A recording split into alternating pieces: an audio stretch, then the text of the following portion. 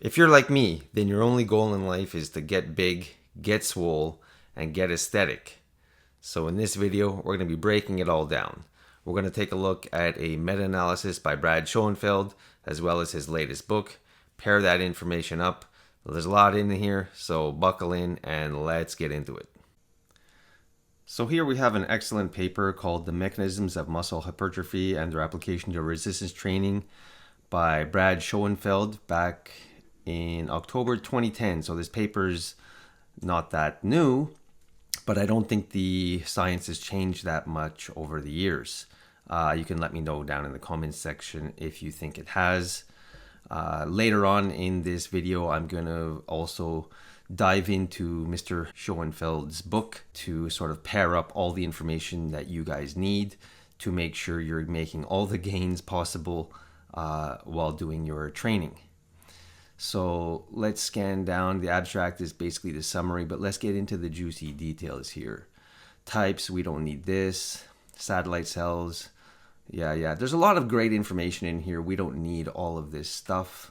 All we need to look at is what are the things that we can control? What are the things that we can manipulate in order to get bigger and make better gains?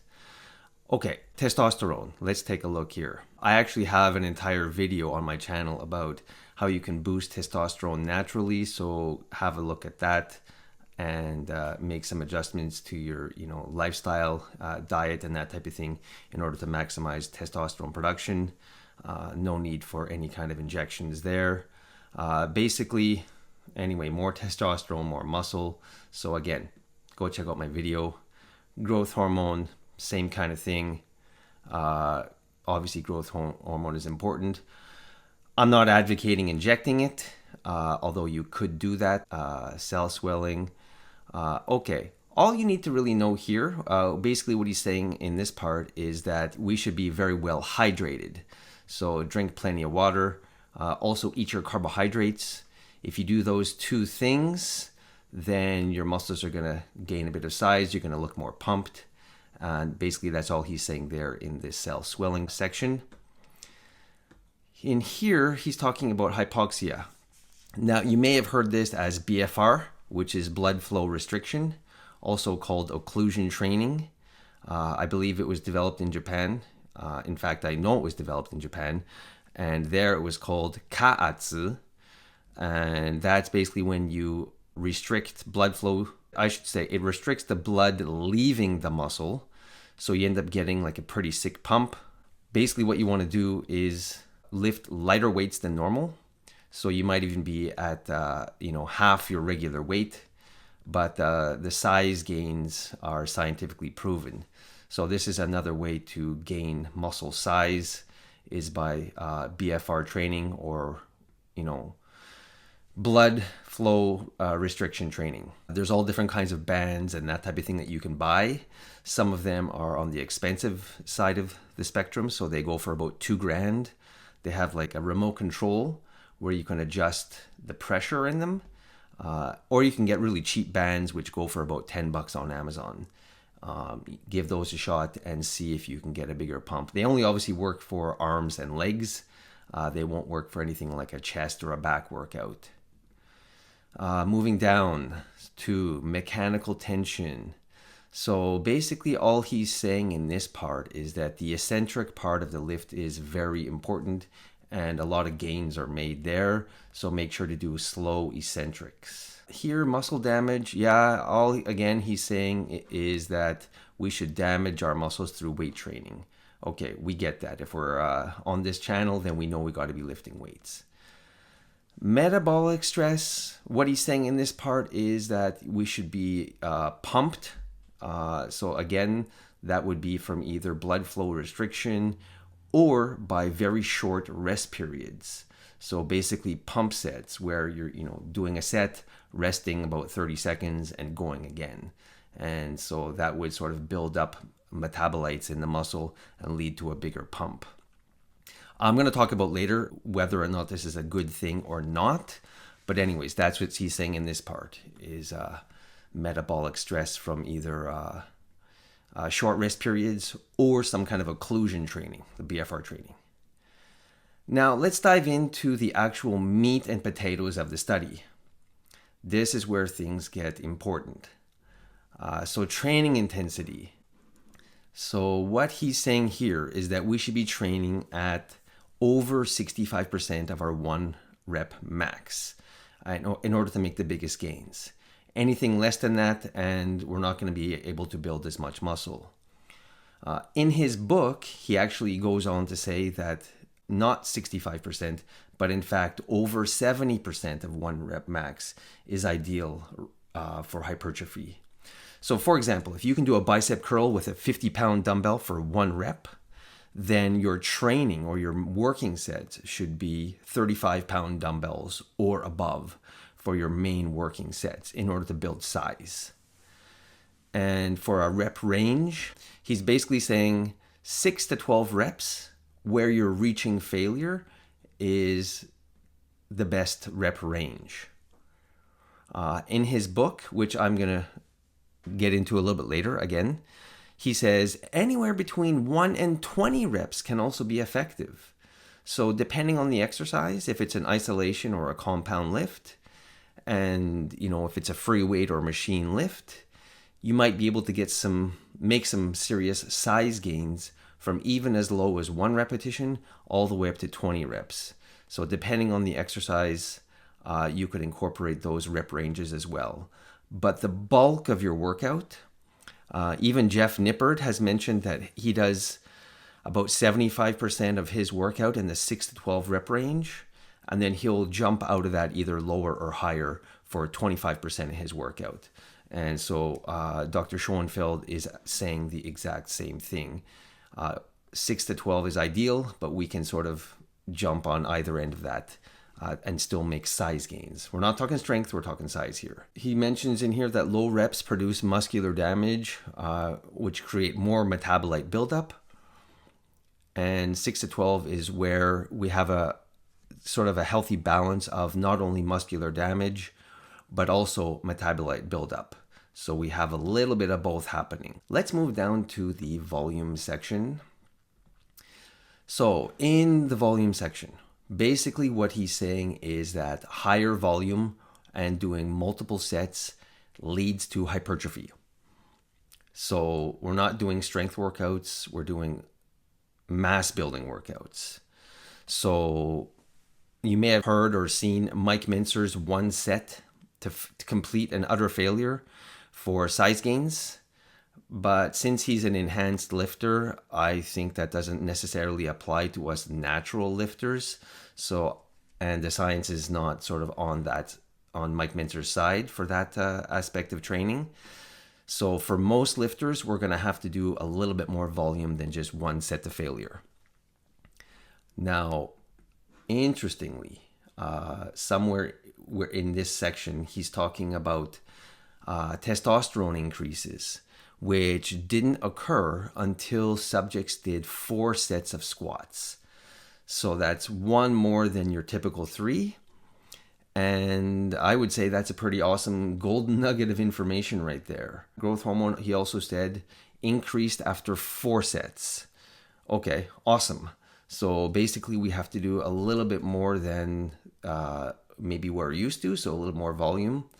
And this is something that we can ramp up over time. We may not want to start with 4 sets, start with 3, and then work our way up to 4 and maybe even 5 sets. Actually, in his book, he mentions that 3 sets produce more hypertrophy than 1 set, but in fact, 5 sets produce the most hypertrophy of all the muscle groups tested. So there you have it. Volume is what we need. Now, when he talks about these split body routines, he's actually talking about a bro split. Now, he's saying that in most cases, bro splits are better than full body workouts. So that's kind of interesting to me because I've actually heard on some other science channels that full body workouts, if they're done 5 days a week, can actually make more hypertrophy gains than a bro split. The only thing is how realistic is that? I don't know how many people want to work that hard, their whole body 5 days a week. So a little bit tough to implement. But he's actually saying here is that bro splits actually produce more hypertrophy than full body training.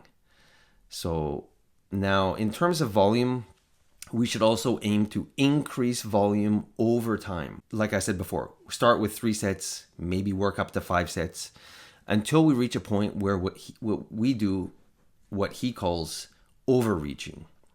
So we're actually going a little bit, crazy with the volume, and that could lead to overtraining. So once we reach a point of doing, a very large amount of volume, we want to dial things back and do a deload week. He recommends, 3 days of doing of the ramp up to a high volume, and then take 1 week to deload. That's a good starting place, is what he says. Now, in terms of what is the best volume or the best number of sets per week, he says 10 to 20 sets per muscle per week is ideal. Beginners can see progress on the lower end of that, but more advanced lifters will need to be on the higher end. So aim for 20 sets per muscle per week. And in terms of the length of your workouts, try to limit them to about 1 hour of intense training. And in terms of rest periods, rest between workouts, I should say, the muscles that you've trained need at least 48 to 72 hours between sessions. Not allowing for enough rest will actually impair protein synthesis. So that was kind of interesting to see. Okay, let's move down to the exercise selection part. Here he goes on for a while about a lot of different things that we don't necessarily need to know. He's a smart guy with way too much information for the basic trainee. But basically what he's saying is we have to target each muscle through every angle possible. Now, it's a good idea in that case to rotate some of your exercises regularly, especially your isolation exercises. So if you're doing biceps, maybe you want to do a preacher, and then, the next week switch it up for a incline seated dumbbell curl. So it'll target, the proximal or the distal head of the bicep differently just by rotating those exercises. However, don't switch those too often, but switching them up would help target different areas of the muscle. On the other hand, major compound movements like bench presses and squats should stay in your program as much as possible because they require a lot more training. In terms of hypertrophy, he does also say that both isolation and compound lifts are effective, so you shouldn't focus on just one or the other. That being said, some of those functional fitness exercises, like doing single leg squats on a half BOSU or something like that, are not really very useful for hypertrophy. So you can totally avoid those type of exercises. In terms of a rest interval, now, as I mentioned before, short breaks might give you a better pump due to metabolite buildup, but you're going to bang out a lot fewer reps and lift a lot less weight. So for size gains, it's better to rest a little bit longer than 30 seconds, even if you lose a bit of your pump by doing so. Now, longer rest intervals allow you to do more reps, so you have more training volume, and you'll probably be able to lift a little bit heavier weight. Just don't rest too long, or you will miss out some of that metabolite buildup. So here in his study, he says anywhere between 60 to 90 seconds would be ideal. That being said, is in his book, which came out after this study, he actually says that about 2 minutes. So he's almost doubled the rest. Originally he was saying 60 to 90, now he's saying 2 minutes is a better benchmark for most hypertrophy lifting. Now, if you're doing something that's on the higher rep range, so maybe 12 reps for biceps, you might be able to rest just a minute or a minute and a half. But heavy compounds where you're on the lower end of the rep range, so around 6 reps, you might want to rest the full 2 minutes and possibly even more. So that's basically what he's saying in this section here. Now, failure. Should you train to failure? Yes, you should. Basically, he's saying that training to failure is very advantageous for building muscle size. However, you just can't do it on every set for every exercise or every workout. I mean, you just can't do it all the time or you risk burnout. So implementing training to failure wisely is what he recommends. And for a lot of your sets, staying within 1 or 2 reps in reserve is totally fine. And then training to complete an utter failure, again, should be implemented prudently, depending on your workout, your periodization, and that type of thing. Now, in terms of the rep speed, in this section here, he basically says concentric movements should be done explosively, and that is more effective for building size than slow eccentrics. In his book, he mentions that explosive 1-second concentrics produce more muscle thickness compared to 2 or 3 seconds. So that's pretty fast. So you should be lifting the weight explosively, basically as fast as you can. But he did go on to say that between 1 to 3 seconds was favorable for muscle gains. Slow eccentrics, on the other hand, are even better for hypertrophy.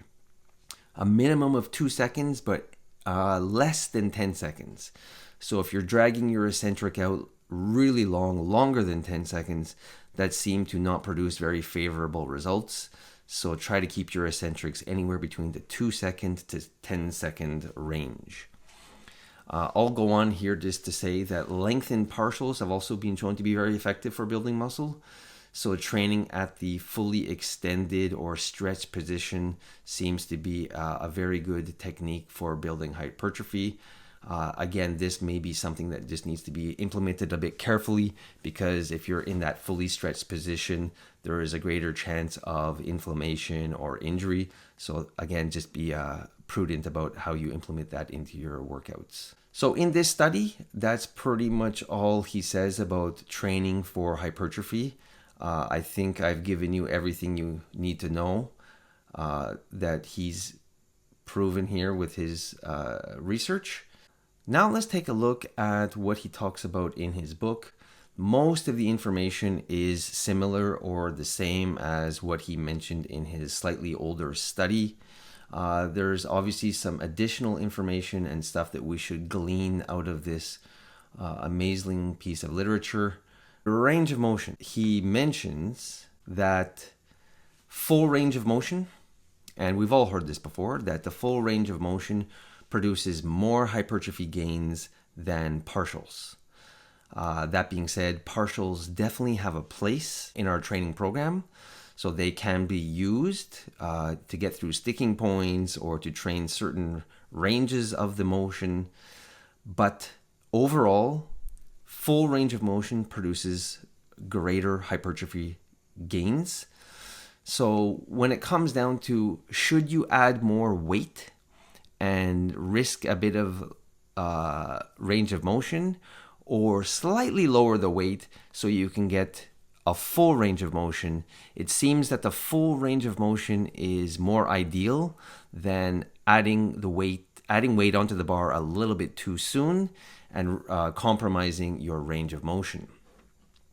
So the fully contracted position, while that is important, it is more the fully stretched position which seems to be the best for size gains. So when we're talking about squats, that means you should be doing your squats all the way down, ass to grass. And when you're doing something like a bicep curl, you should be lowering the weight almost to full lockout. Loaded stretch. So a loaded stretch is basically after you've done all your reps for one of your sets, you hang out in the fully lowered position with all of the weight putting tension on the muscle. So if you were doing calf raises, you would hang out at the bottom, fully stretched position for anywhere between 10 and 30 seconds. He says that's a good place to start anyways.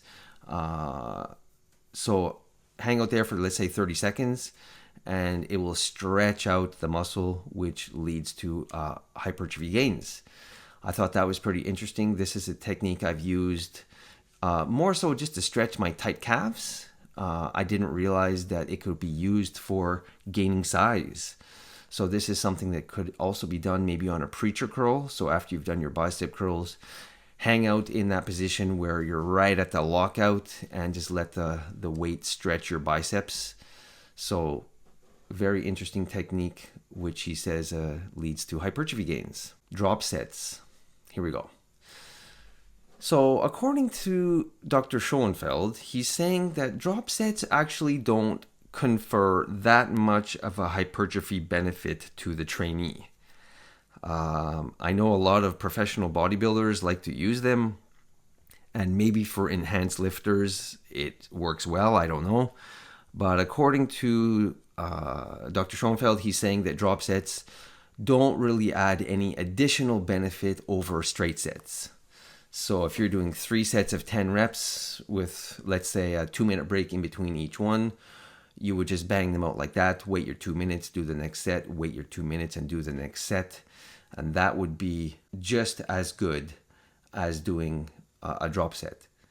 Now, that being said, if the drop set allows you to get in more volume without compromising your following sets, there may be an advantage to doing that extra volume.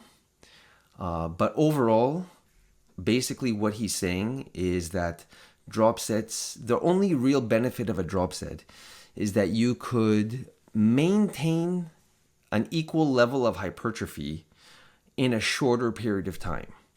So this is really only useful for people who are short on time and they want to get in an effective workout and they still want to make size gains.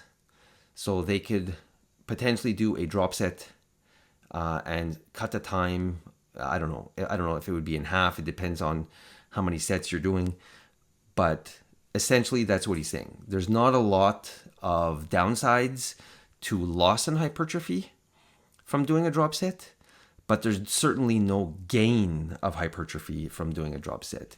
The only thing you gain is you might save a bit of time if you can cram more sets in a shorter period of time. The next thing that I thought was quite interesting was this section here. Cold water immersion or ice baths or cold water baths, cold showers and all that type of thing seem to inhibit hypertrophy, especially if they're done regularly. So any benefit you get from getting rid of DOMS, so the delayed onset muscle soreness, would be offset by a loss in hypertrophy.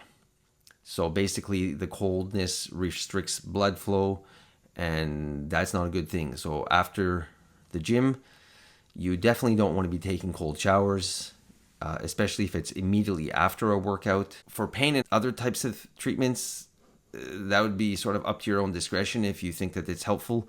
But in terms of gaining size, not advised. On the other hand, warm treatments or heat treatments seem to have the opposite effect. So it increases hypertrophy, especially if done regularly.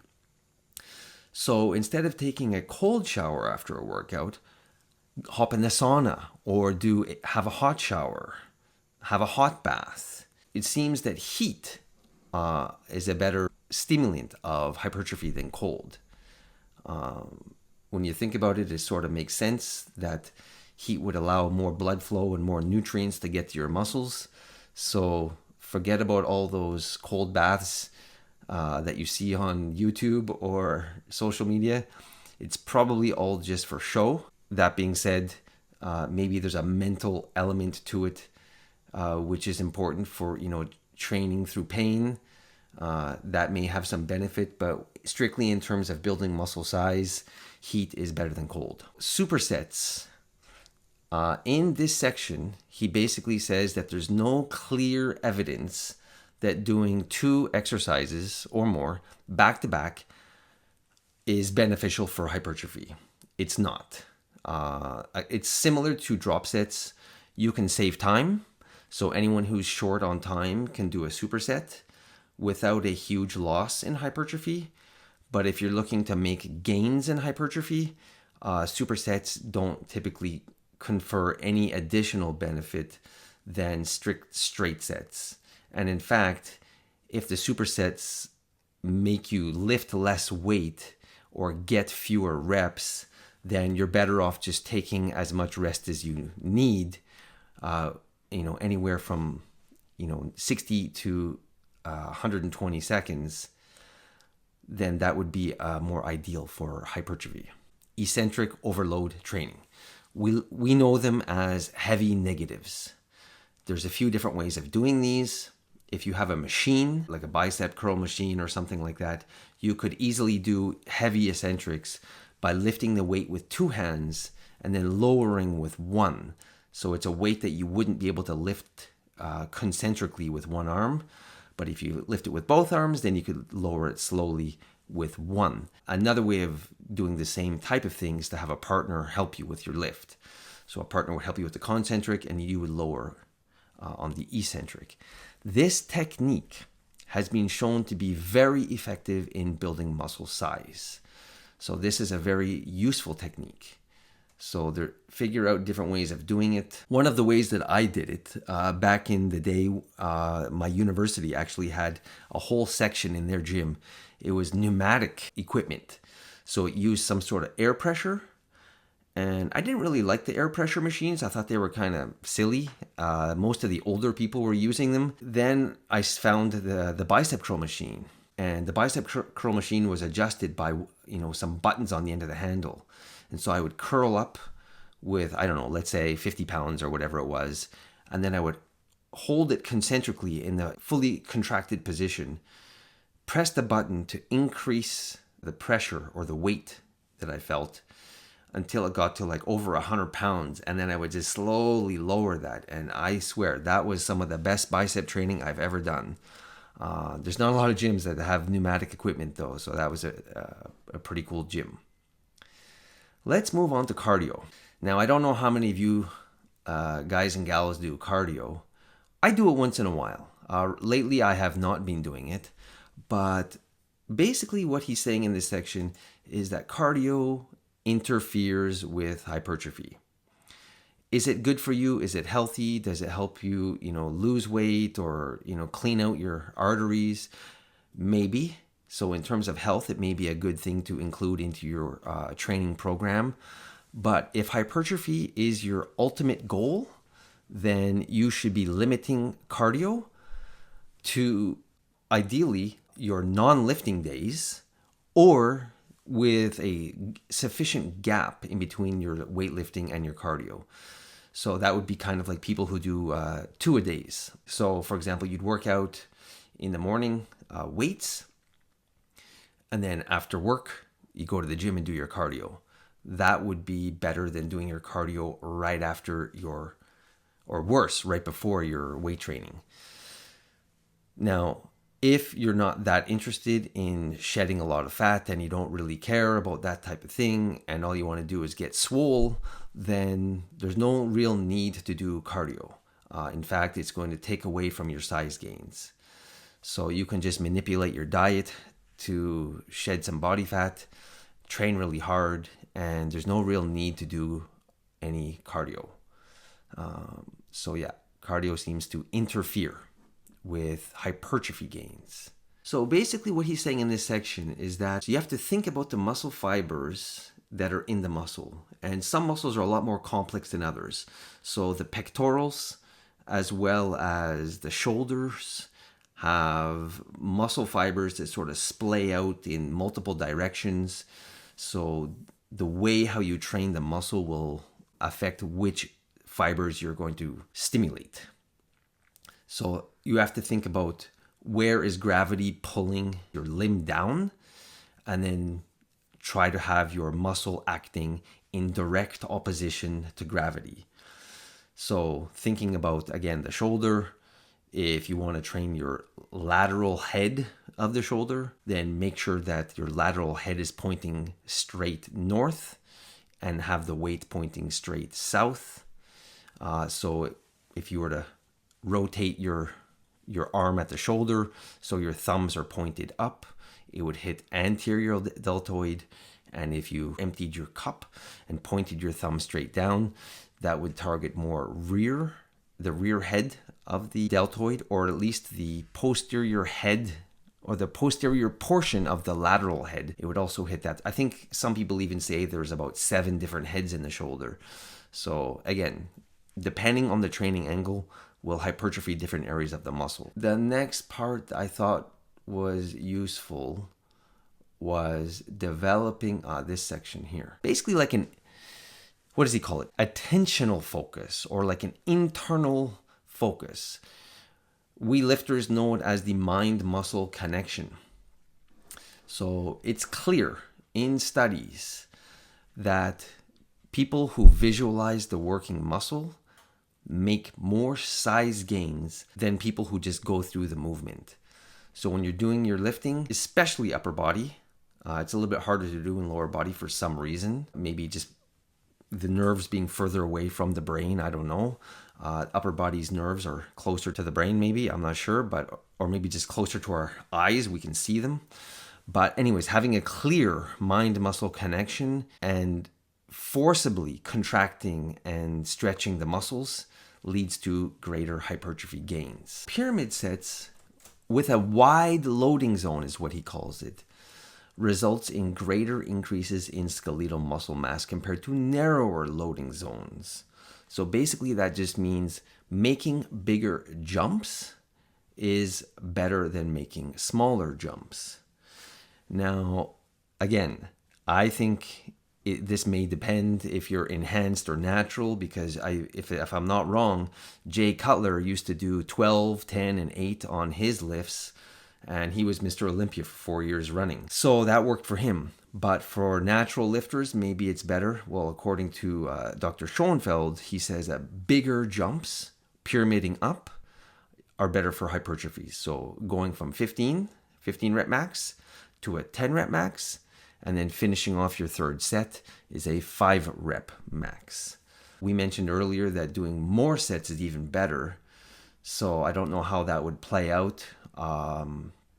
Maybe you would have to throw in a 12 in there and then an 8 in there if you wanted to do 5 sets. Anyways, that's something that he didn't mention, but something to consider. So if you're doing 3 sets, bigger jumps, I think ultimately you want to start with about a 15 rep max and end with somewhere, well, as we mentioned before, 6 to 12 is the ideal range. So if you're doing more than that or less than that, then you're slightly out of the range. But as we mentioned earlier, most of your sets should be within that range. So do 15, 12, 10, 8, and then 5, maybe even a 4 RM would be useful. But anyways, larger loading zones produce more muscle size than narrow loading zones. Here, let's talk about periodization. As I mentioned earlier, he says that bro splits tend to be superior for hypertrophy. That being said, in this book, none of his periodization used a bro split. All of them, here's some samples, all of them use a full body or upper lower split. So here we can see, bench press, bent over row. So it's chest, back, squat, legs, right? So it's full body. So these periodization examples, all of the ones that he gave, heavy lower, heavy upper, moderate lower, they're upper lowers or they're full bodies. I don't see any which are bro splits, even though he did mention that bro splits seem to be the most useful for hypertrophy. Now, how you yourself implement a bro split periodization is up to you, but it seems like, from what I can tell after going through his entire book, that if we look at a 1 month period, we could increase in volume as the month goes on. So the first week might be lower volume, higher reps, then we'll slowly get heavier and heavier until not only, increase the intensity, increase the volume. So we're overreaching by week 3, and then week 4 is a deload. And I think that's pretty much the basic periodization format I would follow if you're doing a bro split. So increase your intensity, increase your volume for 3 weeks, ramping up until you're overreaching, deload for the 4th week. So where you dial it back down to what I said at the beginning, so somewhere around 65% or 70% of your 1 rep max for your lifts, which is still relatively heavy. We're not dropping down to like 50% to 30%. We're still keeping it at 65 to 70%. Heavy enough, but that would be your deload week. And that's basically it. So I would say that's all the information you need out of his book. That'll be for another video. That's all the information you need out of this book. That is that you can control. So there's a lot of information in this book about, physiology and things that are basically out of our control. But the things that we can control, I try to convey to you in this book. Thanks a lot for making it to the end of this video. I know it was a pretty long one, but if you found any of this information useful, please feel free to leave a like, comment, or subscribe. It really helps the channel out. Good luck with your gains, and we'll see you in the next one. Peace.